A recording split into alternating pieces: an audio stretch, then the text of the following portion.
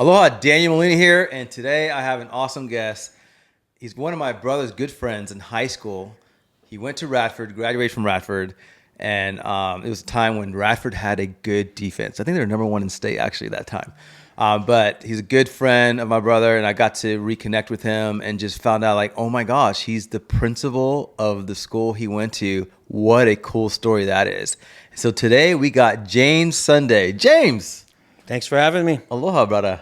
Thanks for coming, man. What a story. Like, to see that, grew up with my brother and Mikey and all the boys over there, Ricardo and all the guys, to Alan. I don't know if you remember Alan. What's the last name? I forgot. Oh, Al. Al. Is it Al? Grisecki? Yeah, yes. Al. Yep.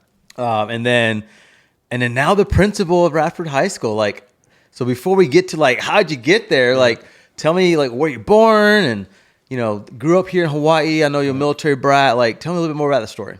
Yeah, absolutely. I think we probably have a similar path in some aspects. I grew up as an Air Force brat, born in Puerto Rico. Yeah, you Boricua. Moved all around. Again, I think we were in the Philippines. We were in Washington State. We were in Hawaii. We were in New Zealand. Multiple duty stations. I got to Hawaii in '84, I think as a sixth grader. Ran my course here, obviously growing up with you guys and everybody on Hickam Air Force Base, and the whole story and all the friends we made and stuff like that, and graduated from Radford High School in '91. And that was my last duty station, I consider. My dad then moved on after to Oklahoma, and I went off to college in Oregon. And other than that, I'm back here as a principal at Radford. Awesome. So Puerto Rico, got a little bit of Spanish culture, Latino culture over there. Went to Ataroa, right? Yep. And that was New Zealand. So obviously, for people who don't know what that is, most people who listen to this know. Right. Like, that's cool. And then came to Hawaii. So that's all kinds of cultures. How did your parents kind of embrace those cultures and allow you to experience that?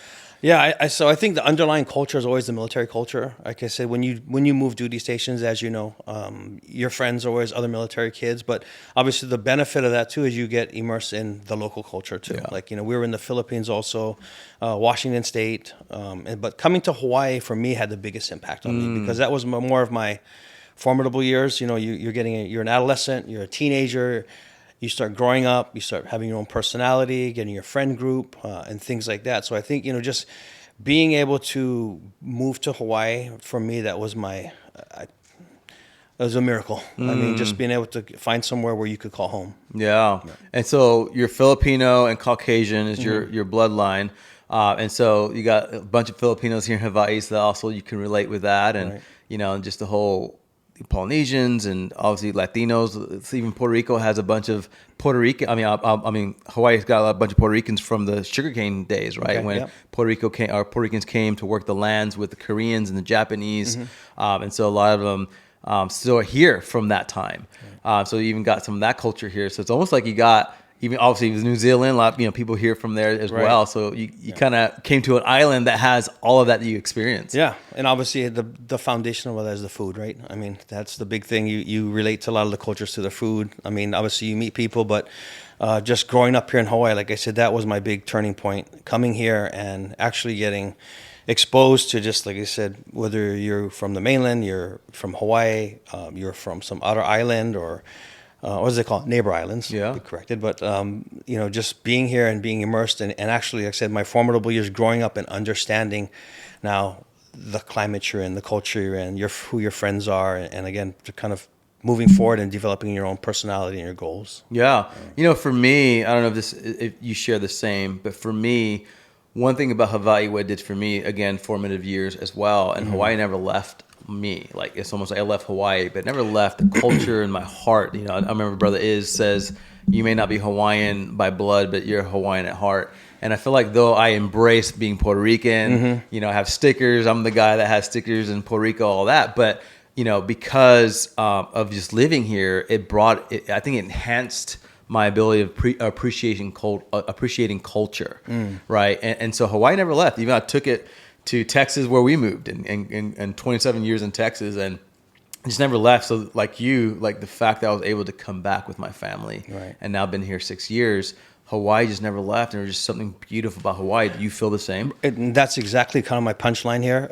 I think growing up the way I did in a military family, and you can ask any military kid this where they're from. They can tell you where their mom is from, their dad is from, but they don't generally have roots anywhere unless it's connected back to their parents.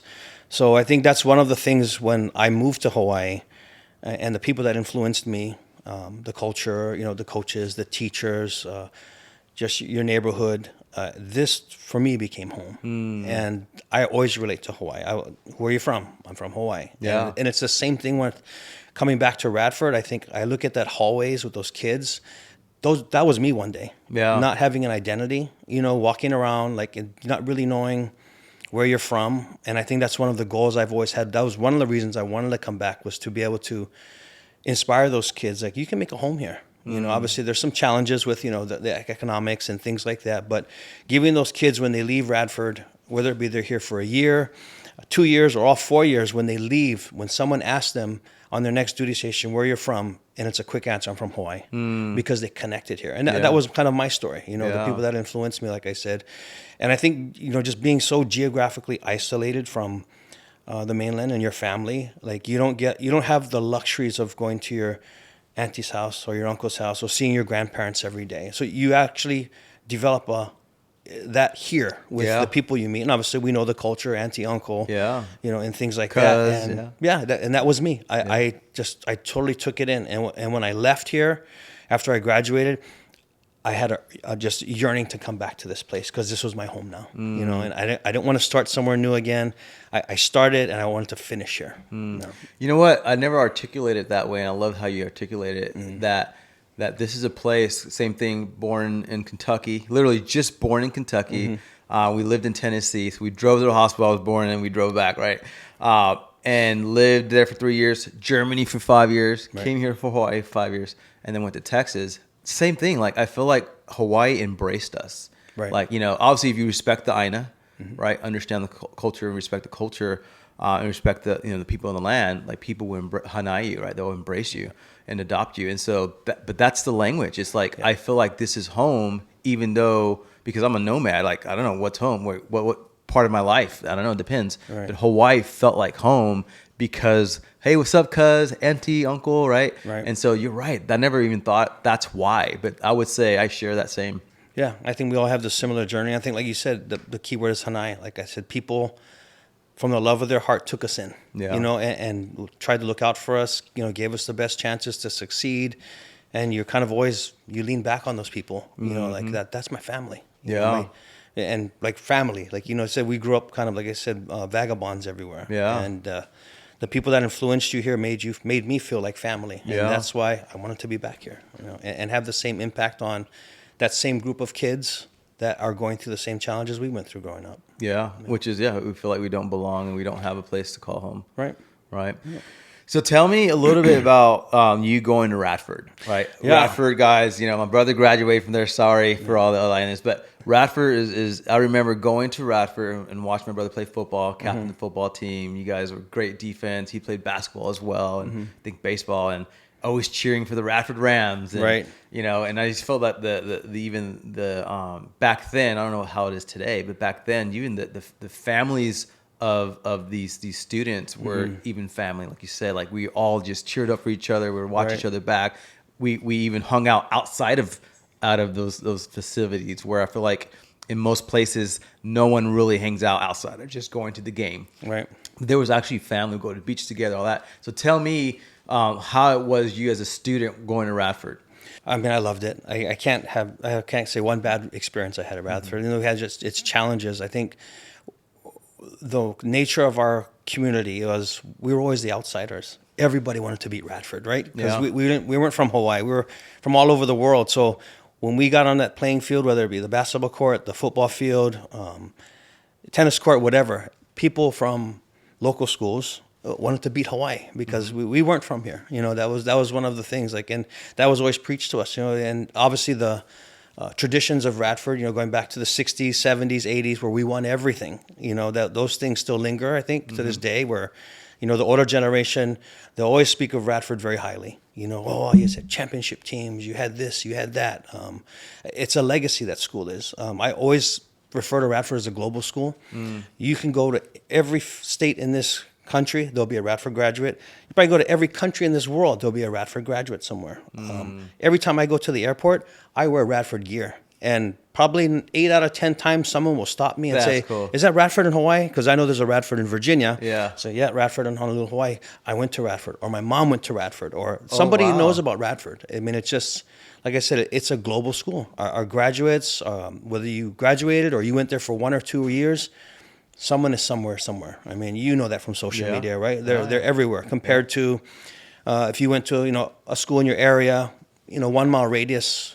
Most of your friends will still be there in 20 years, right? Right. 1 mile radius of Joint Base now, there will be none of your friends around there, right? I mean, we're all gone, right? I mean, Right. but that's our network now, thank goodness for social media and, things like that where we can keep connected. Yeah. And being principal at Radford now has been a blessing.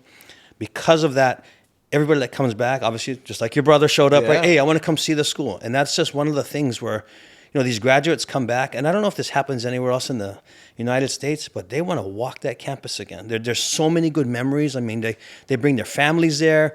They want to show them the hallways they were in, the cafeteria they ate in, the gym they played in, or is Coach so-and-so still here? And it goes back to that whole conversation we had about being Hana'ed. Mm-hmm. That was our community. They want their families to know this was a special place. Yep. Yeah. And I remember, I don't feel like that in my school where I graduated in Texas. It's like, whatever. I never went to the 10-year, the 15 and 20-year, whatever, get together. Like it just, but yeah, Hawaii, Radford is something special. And I never thought about that is that because it's kind of a military school, everyone kind of from all over the world went there. Yeah. I remember Thor was the football coach. I don't know if he's still there. No, he's not at Radford no more. Oh, but okay. He's been around. Okay. But obviously everybody gets older and has other priorities to do. But there's generational people there. Fred Salanoa is the head football coach. You have a bunch of Radford graduates on the staff, running the baseball team, helping out with the basketball team. And that's one of the things I like to do at Radford is like to hire a lot of alumni teachers. Yeah, they come back and they understand the climate and the culture of the school. I remember, I think this was Thor, and I'm going to share this story. Mm-hmm. It was my brother Tony was playing. He was wrestling. He was on the wrestling team, and he's just getting to know it. He's coming from football, and said, "Oh, I'm going to try wrestling." And so he was in a meet at Radford. And he didn't know you couldn't body slam someone in wrestling, like literally just body slam. So he ended up body slamming a kid. And Tony's a $130, 135 pounds. He's a little guy, but he was strong, and his heart was like he thought he looked like The Rock, but he was smaller, right? But super rugged though. Yeah, rugged. He's scrap and he fight and he's strong, right? And so he literally slammed the dude. I think the dude's ribs got broken. And then his coach or somebody of the kid that he hurt came to Tony's face, and I think it was Thor. Mm-hmm. Thor came, grabbed the coach by the neck, and slammed him against the wall. And he says, "Don't mess with my students," or whatever he said. I just remember it's about right, probably. And I'm like, hey, I ain't messing with that guy. Right. That's the story I remember with Thor, the family. It's like there's someone to be reckoned with. Like, don't mess with our students. Right. But it's cool. But it's family, like you said. It's like Radford had this culture back then that we're going to take care of our kids and our students, right? And it's hard to see that in the mainland. Coming from mainland education, it's not really that way. It's more of a program. It's more of a, trying to get, only the best will play, which it's here too. But here, there's just a different, like you said, aloha spirit that just embraces people while they're here. Mm-hmm. And being Radford, that we're seeing so many different students come in from all over the world, the fact that Radford was able to create that culture of acceptance and Hanai, that's world round. I mean, world renowned. Of like, wow, how do you do that? Yeah, and I think just the big picture too is for everybody at Radford, even our local kids. It's an experience. Mm-hmm. I mean, those same kids that lived here their whole lives have friends in all 50 states now. Yeah. That's unheard of. I mean, around the world, they go and travel, and like I said, they go to Texas, send a message out on Messenger or something. Anybody in town? I'm here. You get 10 or 5 to 10 people will say, yeah, let's hook up or whatever. But our local community gets that same experience. They get to meet people from around the world, which enhances, like I said, their whole vision on the world. That not just, like I said, being so geographically isolated in Hawaii. Sometimes our experiences are very limited to what happens here in the islands or things that we see. But I think a lot of our military families that do come in give them that experience. Whether it be they hang out after school, our military kids go to a local kid's house. First thing, the kids look at them, take your shoes off. Yeah. You know what I mean? Yeah. You go to a military kid's house, the local kid's taking his shoes off. What are you doing? Yeah. I got to take my shoes off, right? He's, no, you keep your shoes on. So, they have this cultural exchange, right? Like I said, it benefits everybody. And I said, that's one thing I'm very proud of is our kids get to see the world through Radford High School. Yeah. That's awesome. So let's go back a little bit. So you went to Oregon, went to college there. Like what career path were you going? And then all of a sudden a principal of Radford. Yeah. So I went to Eastern Oregon University. After I left Radford, I played football out there. Obviously there's some local guys on the team too. And we have, obviously you come together as critical mass because we're from Hawaii. Like, hey, you want to hang out and stuff like that. I came back after I graduated. Actually I had nowhere to live really. Was in one of my friends and, wanted to join the police department. Actually got into the police department, took the test. Was actually slated to go to, I think the academy was going to start like in August or July. And my former coach, Mr. Late Bob Stevens, who passed away last year, probably had the biggest impact on my life here in Hawaii. I would go back and kind of help with the coaching and stuff. I was helping coach football and baseball for a small stint, waiting to, start my career in law enforcement. And we had several conversations about, just is that what I wanted to do? And if there's opportunity at Radford for me to come back and possibly be a teacher, would I be willing to go back to school? And, I slept on a little and thought about it, and I said, yeah, I'll take the opportunity. And he pulled me in, and, we got my credential in teaching, and the rest is history. But if it wasn't for that critical moment, it wasn't for that man who was my coach in high school and took the time to actually invest in me, and talk to me. I could have just been a regular, Joe Blow out there, like, oh, good to see you again, but actually, like I said, Hanai, family, those key concepts where, they actually invested in the kids and wanted to see them come back. And if it wasn't for that critical point, I don't know where I'd be right now. Wow. And that got me back into Radford. Wow. So that moment, it's so crazy. We can miss those moments. Yep. But that moment allowed you to now be the principal of Radford. Exactly. Which is awesome. That's a huge accomplishment. Yeah. I became a teacher, a counselor. I was his vice principal until he retired. And I had left for a little while to Pearl Harbor Elementary. I was a principal there for 3 years. And then when the opportunity came back, I got to apply back at Radford and got the job. That's awesome. It wasn't my first career choice, as I said.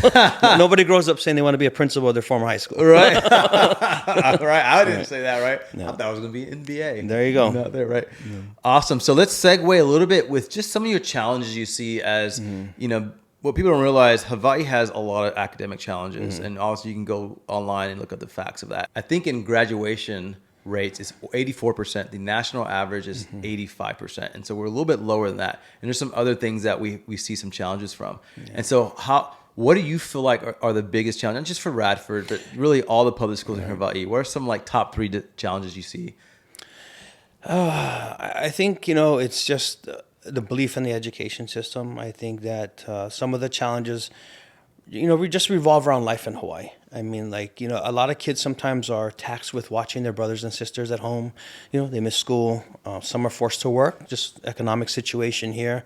The value of education sometimes is not looked at so greatly in certain communities, or even that's nationwide too. But I just think in Hawaii overall, I think the economic situation, with parents having to work multiple jobs sometimes, a lot of the time is not vested back into the kids. And not to say they don't love their kids. They do. That's why they're working 2 or 3 jobs. Right. But there's not a lot of contact sometimes at home. They're at school 8 hours.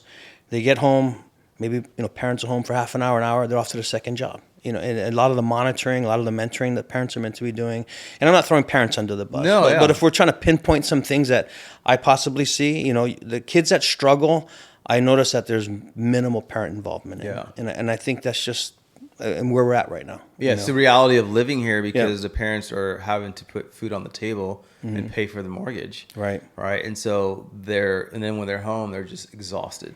Right. And so they don't have the time to help with homework or even culture. I think we were talking before this podcast that even cultural, like, you know, what different cultures sees the academic system is different. Like they don't like, I feel like America, and really Asian, you know, population too as well. They see education like, you know, you go to China, you go to Japan, it's like education is, it's the other extreme, right? Where kids are committing suicide because the pressure of, oh my gosh, you got to be, and they think it's crazy, right?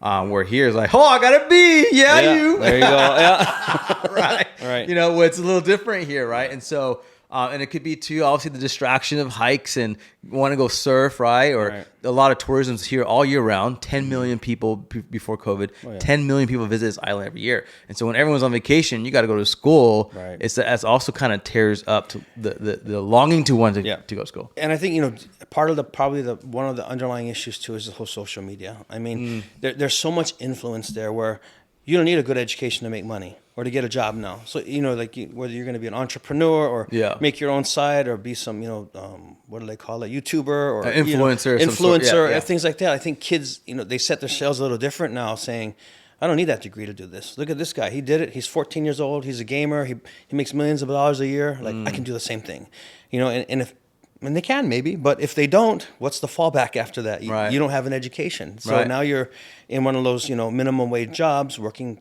you know, 2 or 3 jobs trying to survive. So I think it's a big picture thing where there's lots of family issues. There's lots of social issues. There's lots of influencers out there, you know, that kids bite on, you know, and not really having a solid plan to say, what am I going to do with my life? Yeah. I feel like, I don't know, you may agree, but I feel like what needs to happen possibly is like sitting down, okay, what's your career path? Oh, I want to be an influencer. Oh, awesome. You want to be an influencer. Great. Okay, let's look at that percentage. Right. Here, let's look it up. Here's a chart. Okay, you got a 0.002% chance of making millions of being an influencer. Right. So you might as well like go try to win the lottery. You got better chances of winning the lottery. Or you got better chances here, right? And so I'm not saying you can't do that. Maybe that is your future. I don't know. Maybe you're that 0.002%. But whatever that number is, almost say here's percent. Even NFL and even pro sports, the chances of you going into the NFL is crazy. Like it's crazy. Said, I'm going to be a football player when we're growing up, right? Yeah, that's not happening. Right. Well, there you go. Right. NBA. I want to go be like Mike. Yeah. You know, that was my era. And by the grace of God, I was able to change my plan where now I'm an entrepreneur and I'm very successful at what I do. But there was a lot of hard learning in that process. And so you're right. You bring up social media, influencers, gaming, all this stuff, because there are other avenues to make money, which is great. And again, entrepreneurs. So we try to help people understand that. But getting your core education, learning how to read, basic math, writing, all of that is valuable. At least, you know, high school, maybe not college, right? But at least high school for sure. And depending if you want to be a doctor, a lawyer, you know, whatever, then college might make sense. But you're right. It's like the social media is putting this picture in people's mind, thinking that you're going to be Paul. What's the guy, dude, that's going to fight Tyson? Jake Paul. Yeah. You know, I'm going to be that guy. And that guy's brilliant, right? I mean, yeah. I mean, but I ain't hating on him. Every kid thinks they can do that now, right? I mean, and I think that's part of that. That's the other issue too. It's just education here, nationwide. Those things are outrunning the classroom now, meaning that teachers are having a hard time keeping up with it. Meaning. You have to entertain these kids basically to give them education. I mean, and obviously you have to be creative to, you know, to teach things and do things. But I think, you know, the classroom has become a relic. You know, the textbooks. I mean, obviously we've advanced. We have Chromebooks and technology in classrooms and stuff. But a lot of it's outrunning the profession, meaning that, you know, teachers are trying to keep up with things. Yeah. You know, a lot of the kids know more about technology than teachers do. But it's the issue of delivering your lesson or your technology, your education to these kids who are way past the curve on us already and trying to be creative and keep their attention in the classroom. So I think it's just an overall, you know, it's a global thing. Like I said, I don't want to sound like that old man, like, well, in my day, we did this, but we, you know, like I said, you cannot have kids sit in a class and listen to a 30-minute, 60-minute lecture no more. They'll lose their minds if they don't look at their phone or, you know, or things like that. So it's a challenge for the profession. I totally agree that, you know, teachers are underpaid, overworked, but they have to be more creative than what social media is putting out there.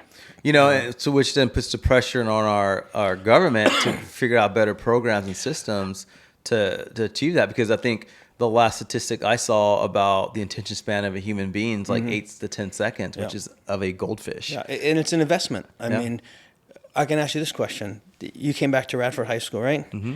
What has changed physically? Finally, a new field. New field. Yeah, right, new field. Right. But the rest, infrastructure is still the same. Well, no, hold on. Yeah. When I first moved here, I go, what? Radford still has the old field? What? That was just barely done, right? Yeah. And so, but yeah, the rest of the structure is the same. Yeah, I mean, it looks nice. We take care of the place. The grass is green. The paint is nice. But the building it's going to be 80 years old. You don't see infrastructures like that throughout the United States. People mow things down and build new, but every one of our public schools here, except, I think Kapolei is one of the newest high schools, they're already 20 years old.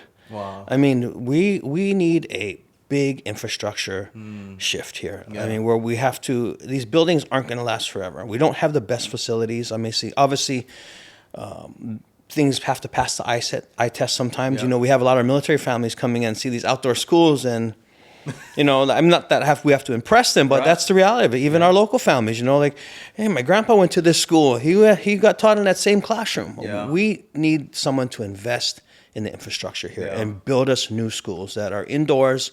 We live in a climate in Hawaii that runs, 80 degrees on average here. Mm-hmm. Half of our schools aren't even air conditioned. Wow. It makes no sense. Wow. Someone has to pull the trigger and invest. Instead of building stadiums and rails, you want to put education at the forefront. Amen. Put your money where your mouth is and build the schools and build the infrastructure for us, That's my question, is that the lack of funding for the education system, both in structures and programs possibly, and even the pay of teachers to kind of recruit, or even teachers like, man, I expect to do all this stuff and and I'm getting paid this. I'd love to serve and teach, but sometimes they get like tapped out because there's just no initiative for no reward for certain things. But you bring something point, like all the money that's going to potentially the Aloha Stadium, the rail. Now they're trying to build this bike path all the way from West Side. Right. You heard about that? Yeah. It's a new, who's going to ride their bike from Kapolei down to town? Doesn't make any sense. Unless they're an exercise person trying to do that for a triathlon. But trying to make a dump on Waipio soccer field. Oh my gosh. Right? I mean, they want to turn it into a dump. I mean, that's... Yeah. And so if our government is not putting our academic and education number one, they expect the community, when we don't get backed up by the politicians that we've elected, both sides of the aisle, whatever. It's not a partisan issue. This is a bipartisan issue. Like, can we invest more money in our schools? But you're right. I go agree. North Shore. I go all these schools. Like, man, that's a school. Like, what kid's excited to go there? Yeah, they'd rather go to the mall. Yeah, there's lights, bells, and whistles for them there. Oh yeah. I mean, but like I said, the whole infrastructure itself. I mean, Hawaii has its own challenge, being one school system. I think we're the only one in the nation, maybe, where there's one Department of Education, there's one Board of Education, there's one funding source called the legislature. We have to ask for money to fund our schools. We're under one roof, one superintendent. Wow. Compared to in the mainland, right? You have multiple school boards in states, multiple school districts. And there's competition there. There's competition. We're a one school district. So you get the same amount of money whether you are on the west side or you're on the east side. Like I said, there's no have and have nots, but there's, like I said, it's a challenging structure here with, like I said, the infrastructure being one system and actually having to ask for money to fund our schools from the legislature. Wow. How do we change that, you think? What would, or can it be changed? I don't know. I mean, it would have to be some just community push. I mean, where they put that at the forefront, and said, like I said, stop building the rail. Obviously, there's money comes from different pots, but when will our kids get the money? Yeah. When do they deserve the money? They shouldn't have to walk into a building that trips every day because you plugged in something or lack of air conditioning. You're in 80 degrees trying to learn. And like I said, I'll be the poster boy for it. I'll say it a million times. We need more people to invest in our education in Hawaii. And like I said, you're going to find more and more parents sending their kids to private schools. Yeah.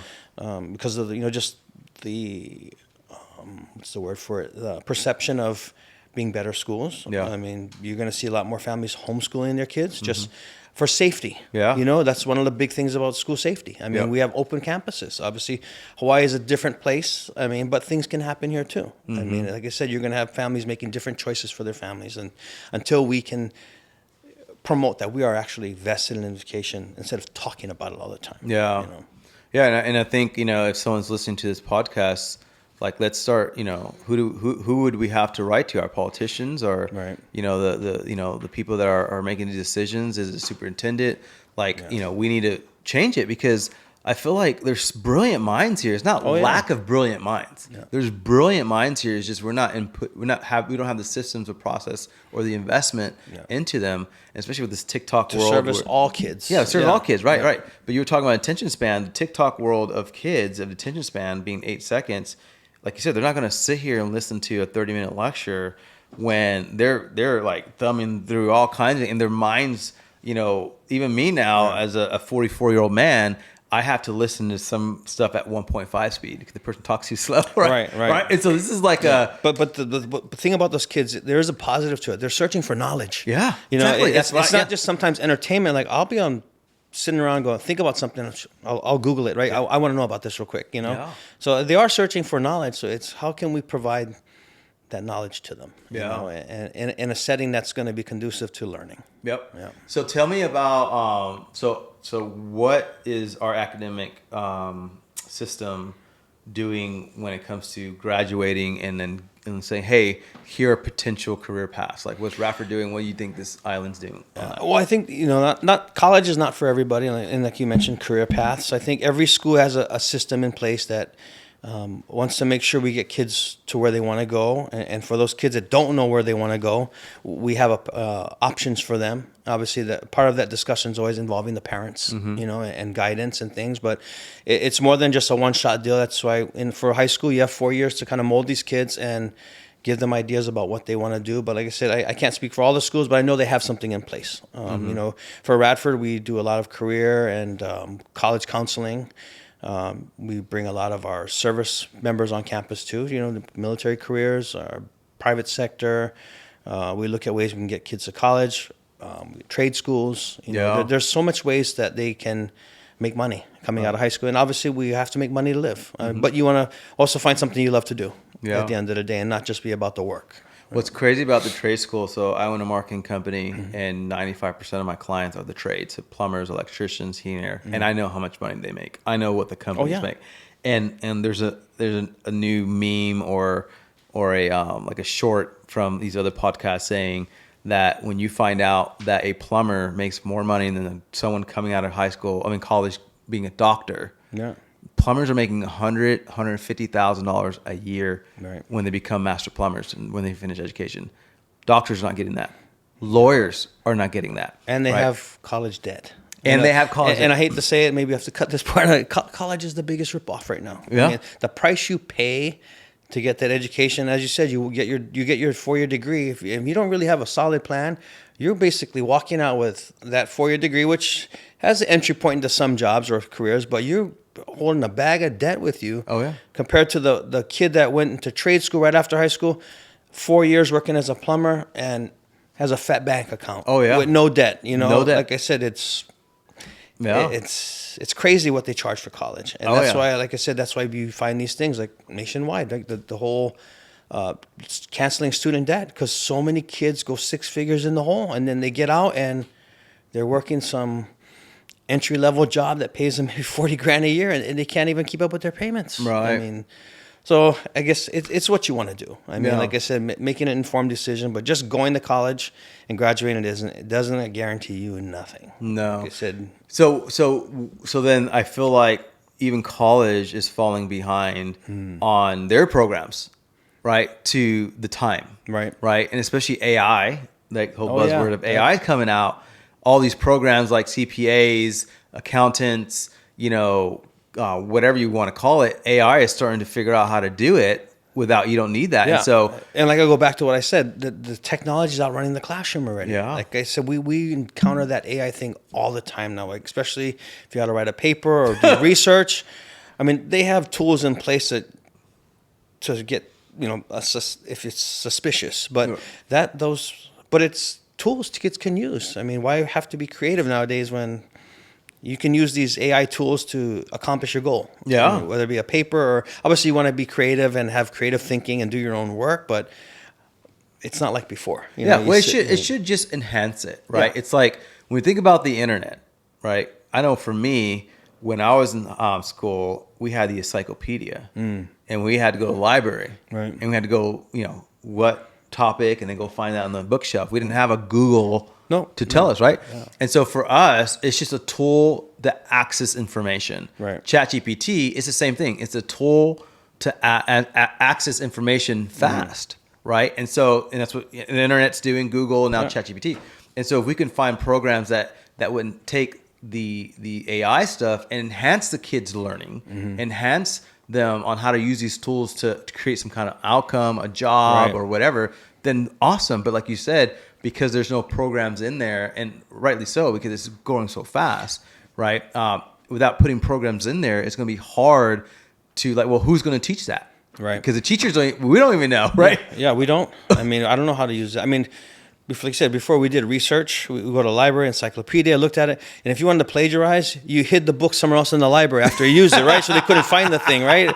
But those days are gone. Like you said, they're way ahead of us. And if I ask, and that's the whole part about teaching nowadays. If I ask you a question or tell you to do a research on this topic, why reinvent the wheel? Is this what you want to know? It's already here. It is. I mean, so like I said, we got to be more creative in the classroom. We got to think of different ways to stimulate our kids and obviously put them on a trajectory, career, college. What do you want to do with yourself later? And like I said, I'm not the biggest proponent of grades. Right. To me, grade's a grade. I mean, like I said, but what are you learning? Where are you headed to? Like I said, sometimes grading can be the biggest downfall of a brilliant kid. Yeah. You're giving him D's and F's, but he could actually be really good at something, and we're pinholing him in this lower functioning, thing. You can't go to college. You're going to be working minimum wage, where they could actually be doing something hands-on like plumbing work or carpentry, or, obviously those things deal with math too and other things. But there's so many career paths for kids that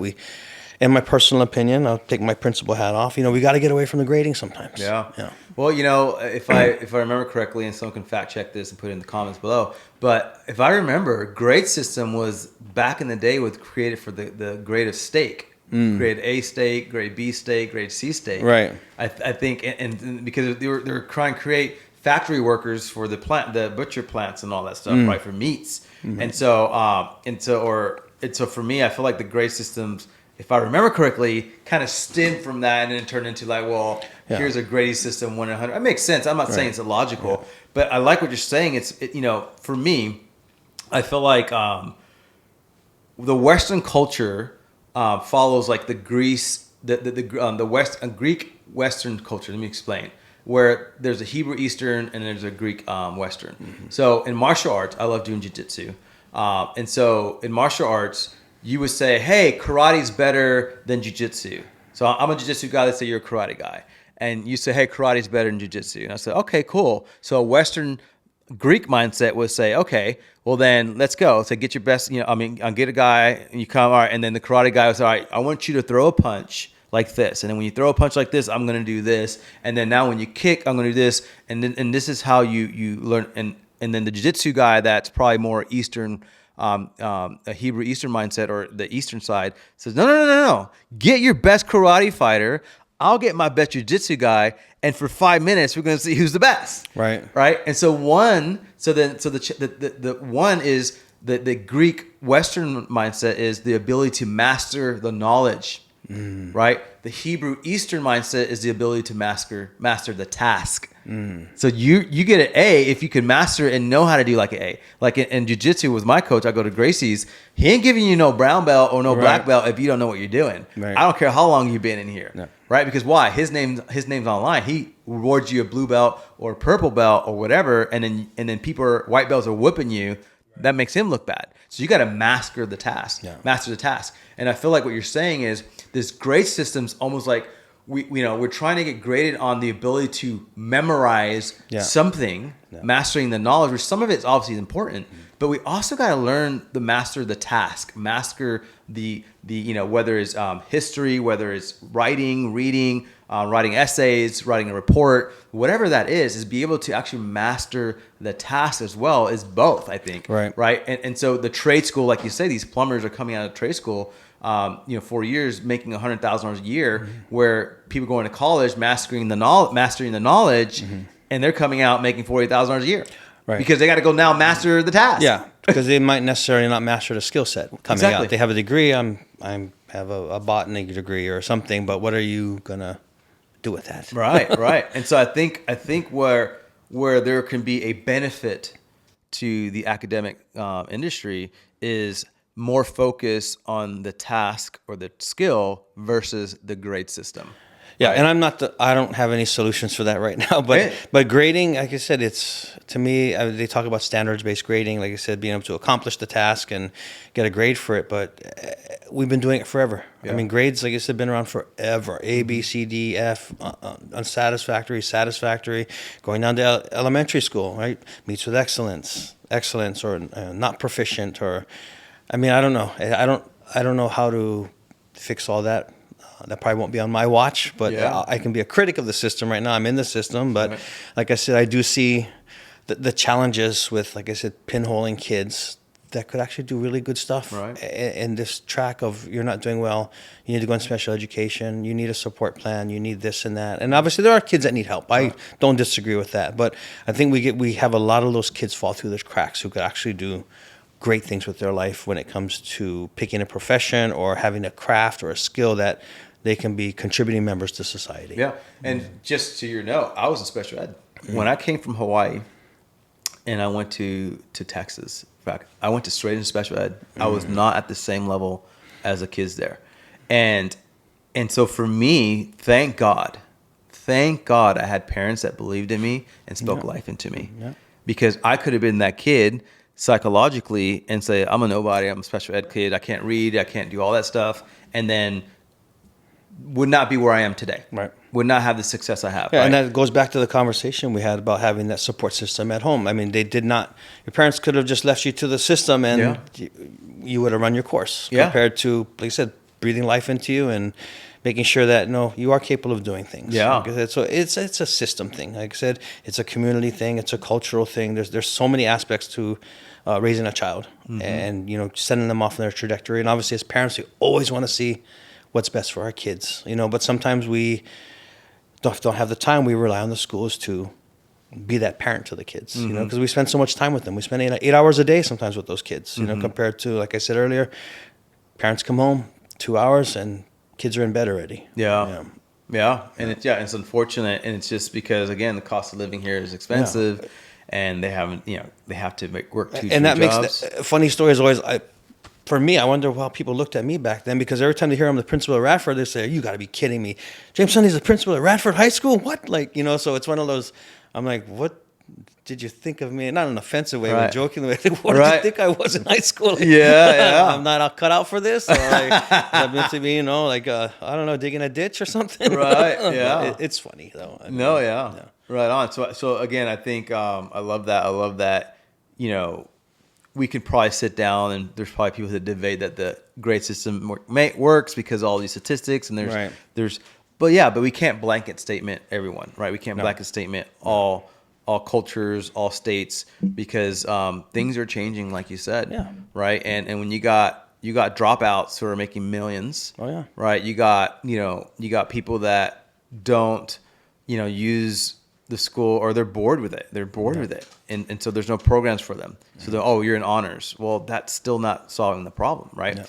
And so it's just trying to figure out, how do we take technology like AI and just the tools and things that we have now, and then change the programs, not off of grades, but change the programs so that we can then get our kids set up for the world. And that's really what education is, right? Educating them to get them set up for the world so they can go get a job and they can get provide for their family, right? And if we're not doing that, then we failed our society, because tax dollars are going into the academic, now the politicians choose how those tax dollars are being allocated. And so for us, we're trusting our leaders to make the right decisions, but there's, like you said, there's nothing. If you look at all the schools right now, they're barely standing up, right? Yeah. And I'm sure some of the programs and that you guys have access to are also not as good, oh, we can't afford that program, no way, right? Is it, so tell me a little about that. Like, is it, if all of a sudden, you know what, if let's just say the program all across gets 100 million, right? I don't know what the budget is now. I don't know what that might be too much, but let's just say it's 100 million. And you know what, we're gonna give you another 50 million this year on increasing the academic programs out there. Would that help give access to certain resources? No, I mean, to me, it goes back to the teacher.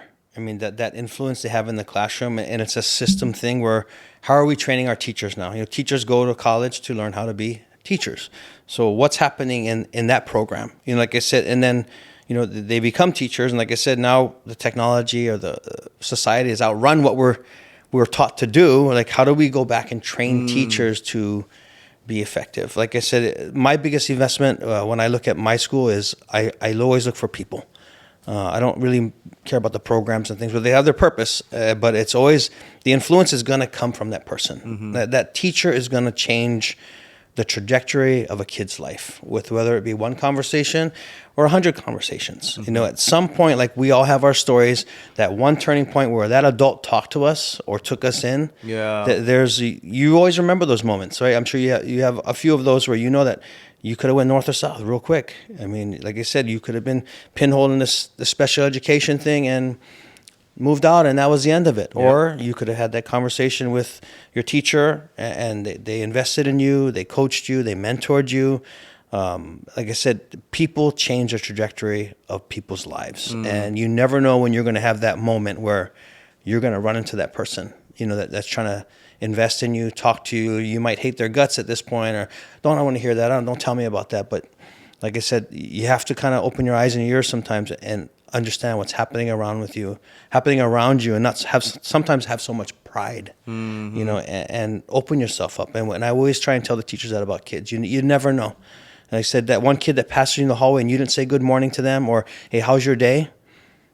Maybe their dad died that day, or they have a family crisis, or maybe he's contemplating he's going to kill himself. You never know that your kind word that one day said, okay, I'll give this a chance. And like I said, I always try and look for the best people for our kids. That's, to me, is the priority. And obviously, there is the education component. They have to deliver things, but it's that whole finding a mentor, being that champion for that kid, and again, changing their trajectory every single day you have contact with them. You just never know the influence you're going to have. I love that, because as an entrepreneur and successful in these businesses, people come to me, Daniel, how'd you do it?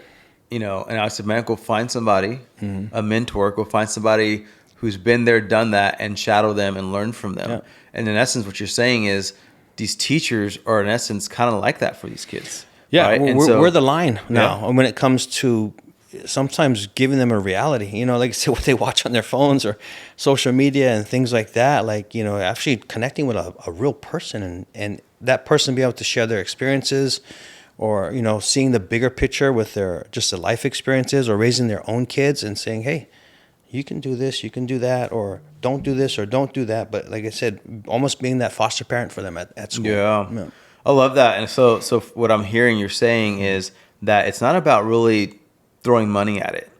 It's really, well, it's kind of money, but it's more so, what are the teachers learning in college for those 4 years to get their bachelor's in teaching? Right. Like, that program has to change, because right now when they're coming, they're not prepared for this AI, the short attention span, believing in them, speaking life into them. It's almost like this, motivational kind of learning of how do you motivation speaking, kind of like inspire these kids. Like, that should be a part of the teacher's program as well. And if I look at kids' grades, like, if the lower end students, sometimes when it comes to grades, D's or F's, one thing I like to look at is their attendance.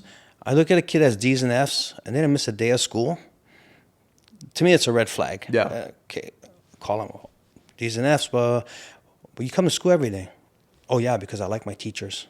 You know what I mean? There's another side to them. What do you like about your teachers? Well, they talk to me. They, this, that. They make class fun. Well, how come you're not passing your class then?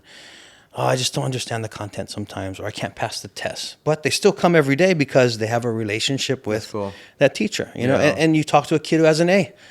Oh, you're doing well. Okay, yeah, but I hate the class. It goes both ways sometimes. Yeah. Like I said, that teacher that opens that door every day is an influence on that kid's life. Awesome. Yeah. Yeah, and that's how, growing up, that's how I saw them. Yeah. I saw them as like heroes in the community. Right. Right. The teacher, you need to listen to teacher. You need to, they're right. And for the most part, they still have that heart. Yeah. But I feel like what's happening is it's the program that they're having to now employ is not working anymore. So we have to try and figure out, like you said, we don't know the answers because no one knows the answers right now. Right. It's all new technologies. Yeah. Like no one knows, but can we start the conversation at least? Right. Right. Of like what needs to change. Yeah. Yeah. The whole system. Like, so what's good for kids? You know, giving them opportunities, and sometimes it's not about the grades. It's not about the academic side of it. It's a lot of it now. You know, social, emotional. Especially when we went through COVID. You know, like years ago, we have it charted out, but I think it was our 9th graders. The last time they were in school was in 6th grade. So there's this group of kids that missed this whole kind of adolescent shift, 6th, 7th, and 8th grade before they went from being at elementary school on a campus to homeschooled or online learning, distance learning to, okay, we're back at school. Oh, I'm a freshman now. Jeez, where did time go? You know, like I said, so we noticed a lot of those kids that are in that category. There was a big kind of maturity shift. Like I said, you've seen a lot of the 9th graders coming in very immature compared to before COVID. And I'll never use COVID as an excuse, but a lot of those kids were at home. You know what I mean? Playing on devices, isolated from their friends, you know, didn't go out a lot. And they lost a lot during that time. Yeah. And I think that that whole era of time that really put a damper on their social emotional growth. And I think also the good out of it is, I think a lot of our teachers gained a lot of technology skills out of this. That was the positive. They learned to teach online.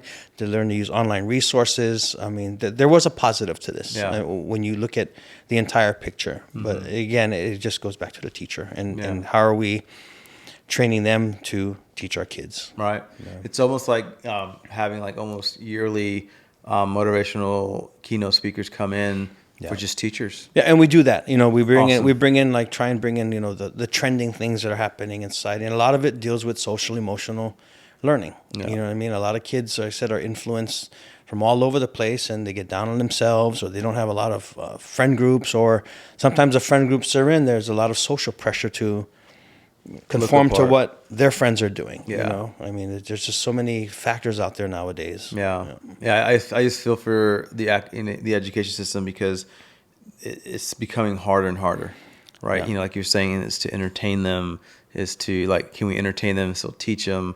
Are they bored with it? It's like, oh, you know, I can go home and listen to this video at 2 speed and get exactly what this teacher's saying. Or do a lesson. You can YouTube the same lesson. Right. Like I said, what are we doing to enhance it? And obviously, I'm not knocking the education system. I'm in it. But we have to figure this out to catch up with the times and catch up with our clientele. And I know that a lot of it goes back to we catch the brunt of it too. Right. We're probably the only profession that gets questioned by people who aren't in the profession. Like if you go to the dentist and your dentist says you need a root canal, you don't argue with him. No. You go to the mechanic shop, open up the hood, the guy tells you this needs to be fixed, fix your car, you don't argue with him. Right. But if you tell a parent what's wrong with their kid or they're lacking in this, they'll be the first to disagree with you and know better. That's so good. I mean, that's one of the challenges I think teachers face nationwide. Wow. You know, and it comes down to the trust. Yeah. You know, are you providing the best for my kid?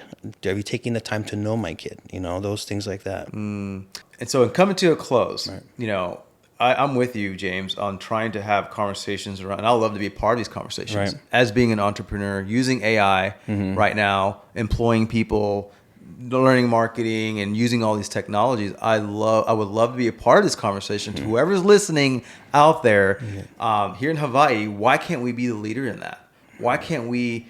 Again, we don't lack brilliant minds. No. Right? So why can't we come together and have some kind of open forum or meeting, inviting the right people to say, hey, we need to change what we're doing in the classroom? Because if I'm a parent and I know that I can, like we homeschool our kids, right? Because my wife does a good job and, you know, and we have the ability to do that. But not everyone can do that. They can't, you know, because that costs money. Because now one's not working. And in Hawaii, that's hard to do. And then some people cannot afford to send them to private school. And so how do we build trust into the parents sending off to Milani, Radford, Lalehua, Kahuku, and like hope that our our high schools and our schools are training our kids to even know how to use AI and all that stuff. Like, how do we start that conversation?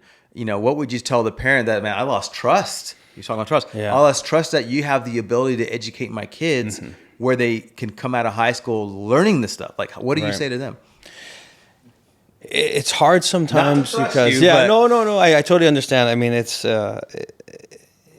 it always comes back to kind of like in our profession, it has to be a conversation. It has to be a partnership. You know, it can't be, what are you going to do about it? Sending my kid to, you know, school every day is not learning nothing. You know what I'm saying? He learns more on his device at home or this or that. So I think there just has to be a nationwide overhaul. Yeah. I think just our whole education system and what we do. You know, like I said, we have kids in school 5 days a week. Is that too much? I don't know. I'm not proponent for less days of education, but, you know, sometimes, you know, you look at other models around the world. I can't specifically name them. Some kids, some nations, they're going to go to school 4 days a week because they want their kids home with their families. You know, just the whole, you know, upbringing and things like that. So I don't know what the answer is. I know that it has to be a system thing. We have to work together.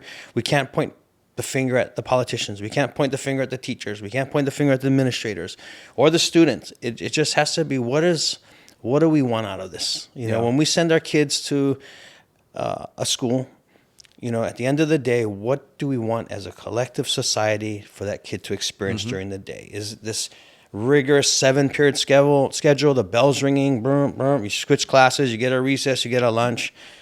I mean, to me, that's not exciting no more. I mean, and obviously there's things that you have to do. I mean, there's discipline in that where you schedule your time, you organize, you got to do homework, you have to sit, be attentive. Those are skills. Yes, we still need that in society or in a workforce. But what is the entire system going to look like? What do we want it to look like in 10 years? This is not an overnight fix. This is not a 5-year fix. I mean, this is going to be, look where we're at now. This school is pretty much the same as it was 100 years ago. You sat in the classroom in a chair in the desk with not a chalkboard no more, a dry erase board, or before it was a projectors, the projectors with the things, but now it's a smart board or a Promethean board, right? The only thing changing is the technology, kind of the physical aspect of the it. medium of what they're using. Yeah, but the structure's still the same. We're still walking in the schoolhouses. We're still sitting in desk at 30 in a row, and we're still having a seating chart. So, I mean, there has to be a robust conversation on what is the outcome, and then we back map it. And obviously, here in Hawaii, I'll speak for that. One of the things we need is infrastructure. We need to enhance our schools. We can't, like I said, you walk to Radford, you know your way around Radford like the back of your hand, like it was 30 years ago. You know where every bathroom is, you know every hallway, because it's the same thing. Yeah. The only thing is the paint's different. I mean, and obviously we've added some things like any other school, but we do need to have decide who needs to be at the table for those conversations. Yeah, I love that. And so the answer is, let's just have that conversation, and we support what the parents wants. We want the same thing. We want the same outcome. But right now, with the way technology is going, with the program, it's just we're not keeping up, and we want to have that conversation. Yeah. It's not just, again, Hawaii. It's national. Right. It's not just here.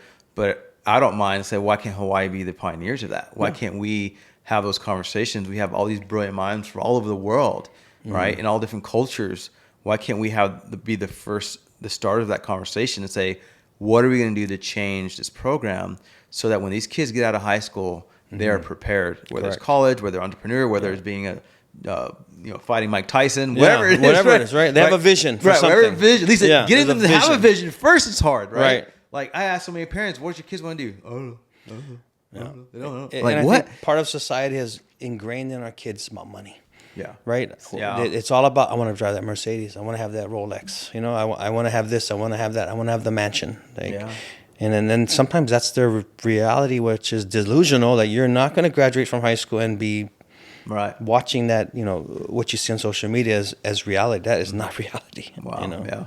Well, thank you so much, James. Thank you. Man. I appreciate you having me. It's always good to connect with the Rams and share a little bit about our journeys. Obviously, we shared a similar path when it comes to just being in that military culture, and obviously being in that global school we call Radford, and all the great people that have gone through those hallways and been part of my journey, at least. Yeah. Well, I appreciate it. A lot of good information I learned today, and I appreciate your time coming in here and just sharing, especially coming from a principal, someone in a knee deep of it, and just I think for me is whoever's watching this is to let's have that conversation. Let's start that conversation of what are we doing about it? Okay, it's not the parents' fault. It's not the teacher's fault. It's not Exactly. Leave the blame out of it. It's this, and that's not going to do anything for us. Like Right. what's what we can do is have a conversation and make the change, right? And so AI is here. It's not going away. It's a wave. You're either going to get crushed by the wave or we're going to ride the wave. In Hawaii, we ride the wave, right? And so let's do that together. Thank you so much for watching.